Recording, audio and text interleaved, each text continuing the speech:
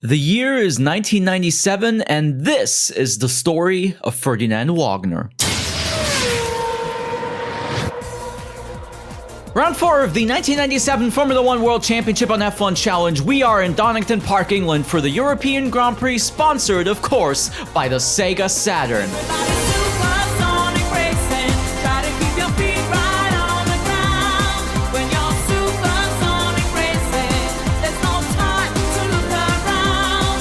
About Sonic the Hedgehog, though, Michael Schumacher is currently the fastest thing alive, at least in motorsport. Gerhard Berger impressed as well with his first podium this season, certainly proving his doubters wrong. Even his old rival Michael applauded the comeback at Buenos Aires. And no surprise, the silly season for 1998 is already up and running.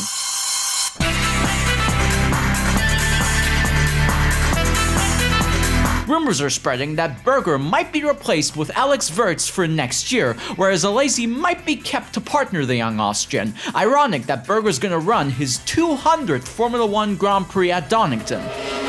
Mika Häkkinen is still leading the Drivers' Championship, yet McLaren is seemingly struggling to get the balance for Donington right. Testing at Estoril last week might have helped out, or possibly not.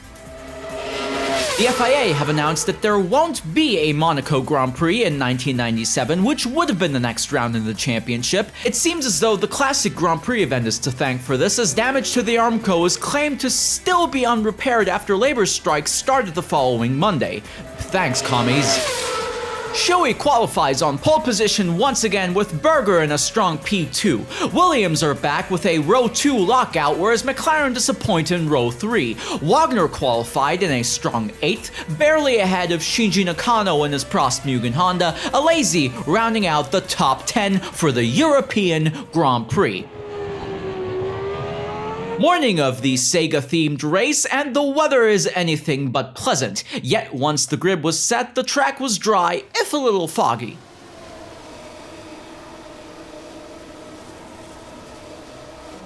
Lights out and the European Grand Prix is go! Great start for Schumacher and Berger, both Williams behind. Everybody trying their damnedest to file through Redgate. We'll have a look at the back markers after lap 1 has concluded. The drivers weaving through the Craner curves, downforce pushing them to heights unseen in Formula 1 racing before. Down to Sector 3, and Wagner is getting past Eddie Irvine. The two McLarens aren't sure which one of them is supposed to chase the Williams cars.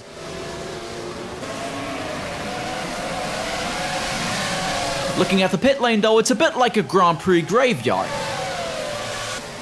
Turn 1, lap 1, and Giancarlo Fisichella decided to dry up Eddie Jordan's bank account once again. Then again, Jan Magnussen might as well hand in his resignation papers on Monday. What a shambolic start for both rookies. Lap 3 and Michael Schumacher's already comfortable in front of the pack. He's probably on a 2-stop strategy compared to Berger, whereas the McLarens and Williams could go 2 for 2 as well.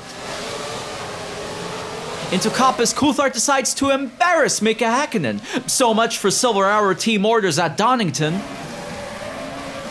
Wagner defending for his life against Irvine in 7th. Easy, Edmund, easy. Coulthard catching Frentzen, the German possibly on a 1-stop after all.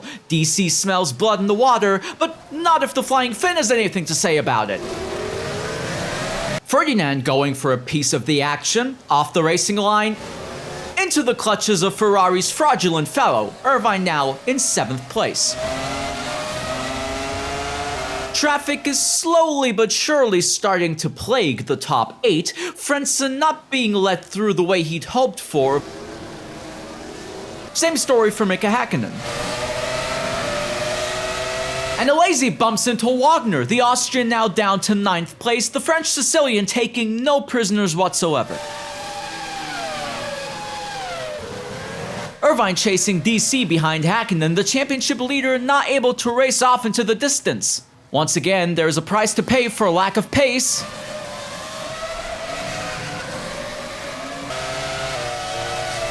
Coulthard now trying his damnedest to block Mika Hakkinen, and look who's able to benefit. That's right, Eddie Irvine getting past Mika Hakkinen, and it looks as though he might be able to get past David Coulthard as well. So much for the supposed Silver Arrow bromance. Eddie getting past Frentzen, P4 for Ferrari's number 2. First stop for Michael Schumacher ahead of the rest of the field. Coming out still ahead of the rest of the field. Coulthard and Alesi pit the same lap, 2 stops for each of them. Similar story for Irvine, only a single lap later. Villeneuve in the pits, out in 6th, only 1 stop for the Canadian, same story for Heinz-Harald Frentzen. And that's Hakkinen! He's out of the European Grand Prix, unbelievable! Hakkinen hit the tire wall on pit entry, Ferdinand Wagner only just managed to avoid the stricken McLaren, so much for his undisputed lead in the Drivers' Championship. Schumacher still leading the race on his way to 10 sweet championship points. Wagner gets out ahead of Coulthard on his one and only pit stop, if only for a brief moment. Irvine passing Villeneuve for 4th place, as well as Frentzen again.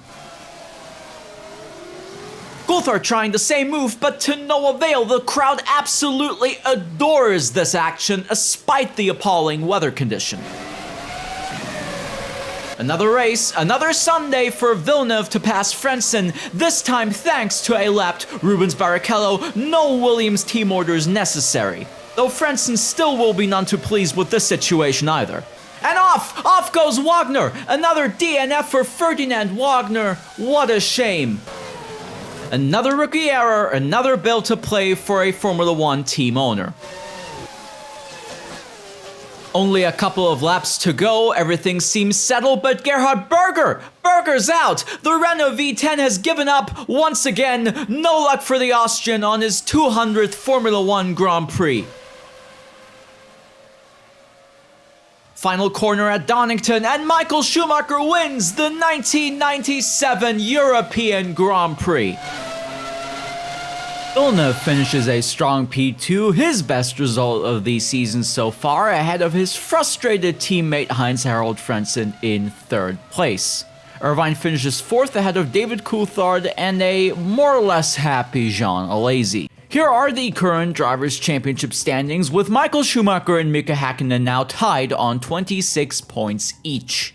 Thank you for watching, stay safe, and I hope to see you for the 1997 Spanish Grand Prix on F1 Challenge. Until then, keep racing.